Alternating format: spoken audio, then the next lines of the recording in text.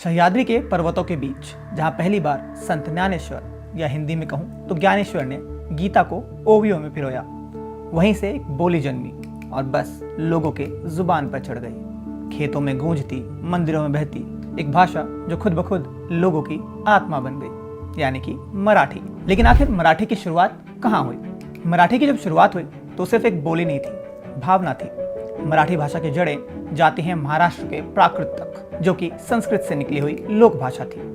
लगभग 8वीं-9वीं सदी में ये अलग भाषा के रूप में उभरने लगी और 11वीं सदी के कॉपर प्लेट इंक्रिप्शन से हमें इसके पहले लिखित प्रमाण मिलते हैं। मराठी तब सिर्फ कोर्ट रूम की भाषा नहीं थी, वो गांव के पाटिल की भी थी और खेत में हल चलाने वाले मारयाचं सुद्धा। जिस तरह बारिश की पहली बूंद माटी को गंध देती है, उसी तरह इस भाषा ने महाराष्ट्र को एक आत्मा दी। फिर आता है शिवाजी का स्वराज और मराठी का राजकाज। जब छत्रपति शिवाजी महाराज ने स्वराज्य बनाया तो उन्होंने फारसी को दरकिनार करते हुए कहा, माझ्या राज्यात माझी भाषा बोलणार, मतलब मेरे राज्य में मेरी भाषा ही बोली जाएगी। शिवराय ने मराठी को प्रशासनिक भाषा बना दिया। किलों से लेकर दफ्तरों तक, युद्ध नीति से लेकर न्याय तक सब कुछ सिर्फ मराठी में होता था। उनके लिए भाषा सिर्फ संचार नहीं थी, ये सांस्कृतिक प्रतिरोध था। अब भक्तों की जुबान, लेकिन मराठी सिर्फ राजकाज में नहीं बल्कि भक्तों के जुबान पर भी थी।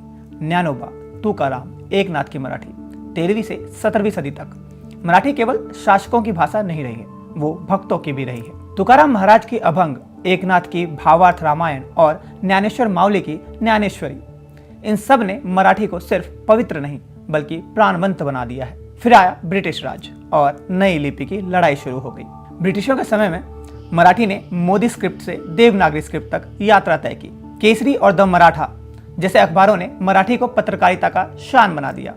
मराठी स्कूल, ग्रंथालय, नाटक, साहित्य, हर तरफ सिर्फ मराठी की चहक रही। काली मिट्टी की ये बोली अब कलम की तलवार बन चुकी थी। लेकिन आज मराठी सिर्फ महाराष्ट्र तक सीमित नहीं है। सैराट से लेकर सोशल मीडिया तक आज की मराठी सिर्फ किताबों में नहीं बल्कि फिल्मों में गूंजती है।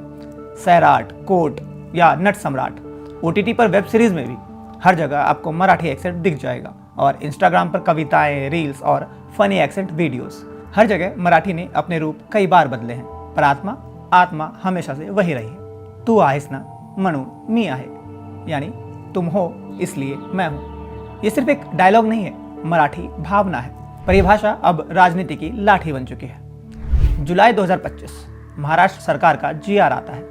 स्कूलों में हिंदी, मराठी और अंग्रेजी को बराबरी देने की कोशिश होती है, लेकिन इसी पर भूचाल मच जाता है। राज ठाकरे और उद्धव ठाकरे, जो 2 दशक से एक दूसरे से आंख भी नहीं मिलाते थे, आज एक मंच पर आ गए हैं और एक सुर में बोल रहे हैं, हम हिंदी विरोधी नहीं है, पर जबरन थोपी गई कोई भी भाषा हमें स्वीकार नहीं है। अब राज ठाकरे की पार्टी और MNS के कार्यकर्ता GR के खिलाफ सड़कों पर निकले हुए हैं। मुंबई में एक दुकानदार को मारा गया, क्यों?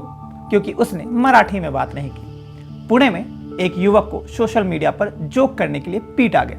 आपको बता दें कि ये वही पार्टी है जिसने 2008 में बिहारी कामगारों पर हमला किया था, छठ पूजा का अपमान किया था, रेलवे परीक्षा देने के लिए आए बच्चों को पीटा था, और अब वही 2025 में MNS यानी कि महाराष्ट्र नवनिर्माण सेना हिंदी थोपे जाने के खिलाफ लोकतांत्रिक चिंता का ढोंग कर रही है। तो दूसरी तरफ शिवसेना है, नहीं, एकनाथ शिंदे की नहीं, UBT यानी कि उद्धव बाळासाहेब ठाकरे जी का।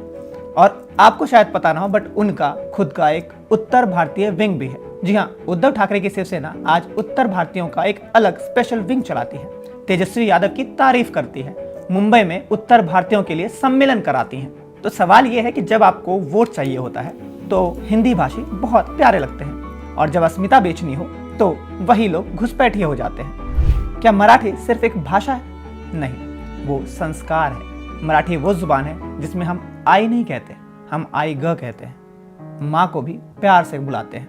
मराठी कभी नहीं सिखाती कि हम किसी को थप्पड़ मारें, और कभी ये भी नहीं कहती कि दूसरी भाषा वालों को निकाल दिया जाए। लक्षात ठेवा, मराठी माणूस संस्कारीपण आहे। तुम्ही पहिला विचार करा, मराठी बचानी है या झंडा बनाकर लहराना है? मराठी का इतिहास 1000 साल पुराना है, लेकिन असली इज्जत उसके घर में इस्तेमाल करने से आती है, ना कि किसी के गर्दन पकड़कर। अहो तुम्ही करा ना, किती राजकारण करायचं तुम्हाला? तुम्ही करा, तुम्ही राजकारण करा, आप GR के खिलाफ बोलिए, पर यह भाषा जिन संतों ने गढ़ी है उन्होंने कभी भी खून की नदियां नहीं बहाई। आज जो हम मराठी के नाम पर हिंसा करते हैं, उन्हें कोई ज्ञानेश्वर मावली नहीं, केवल सत्ता का गुंडा ही कहेगा।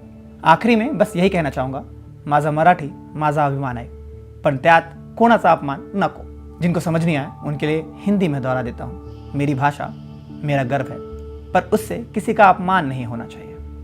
शुक्रिया, नमस्कार।